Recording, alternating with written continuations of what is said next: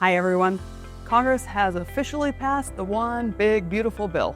Now it heads to the president's desk to be signed into law. By the time you see this, it'll probably already be signed into law. Before final passage, the Senate held a vote-a-rama, a marathon session where senators considered a wide range of amendments to the bill. They worked day and night, and then the Senate passed their version, sent it back to us.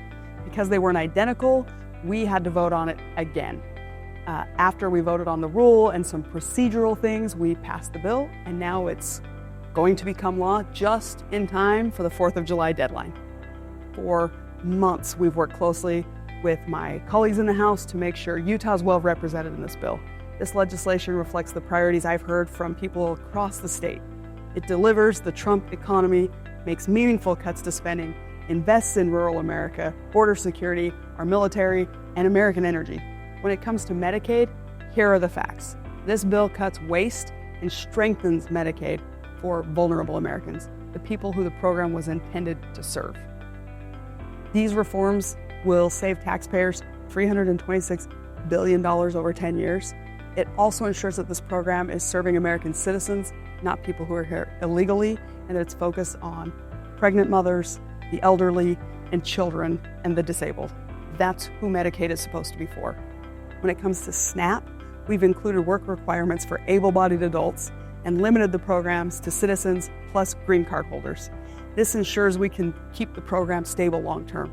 This will save taxpayers $1.9 billion. The bill also requires states to put more money on the table and share the SNAP benefits costs.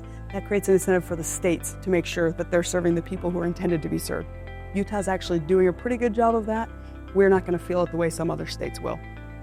All of these changes to Medicaid and SNAP will help more Americans move from welfare to work and towards financial independence. I've been hearing a lot of talk that this bill hurts rural America, and that's just not true. Here are the wins for rural America, rural Utah. It restarts oil and gas lease sales and unlocks geothermal and nuclear energy, which will boost Utah's energy economy. Creates a fund to assist rural hospitals called the Rural Health Transformation Program. It saves 2 million family farms from the death tax. That's one of the things people have been talking to me about for years. Makes permanent no taxes on tips and no tax on overtime pay, and so many more things that are going to benefit the hardworking families in rural Utah and the rest of rural America. The one big beautiful bill also reauthorizes RECA. This is something we've been working hard on because many people in my district are affected by radiation exposure. That's the Radiation Exposure Compensation Act. The bill provides RECA coverage for all of Utah and adds counties in Nevada, New Mexico, and Arizona. It also expands coverage to the uranium miners, which we have in Utah. One of the biggest components of this bill is border security. That was the top issue in the last election. Our legislation provides $160 billion for border security. Most importantly, it includes $3.5 billion to reimburse state and local governments for damage caused by the last administration's border policies. This will help relieve law enforcement in my district and in other states across the country. Finally, let's talk about the tax cuts.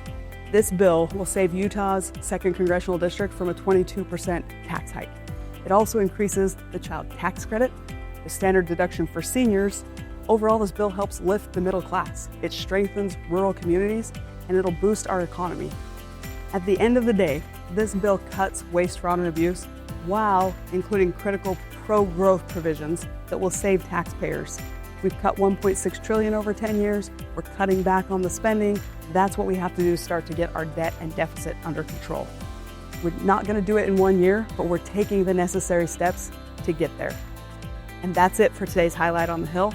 Happy 4th of July, and I'll be back next week.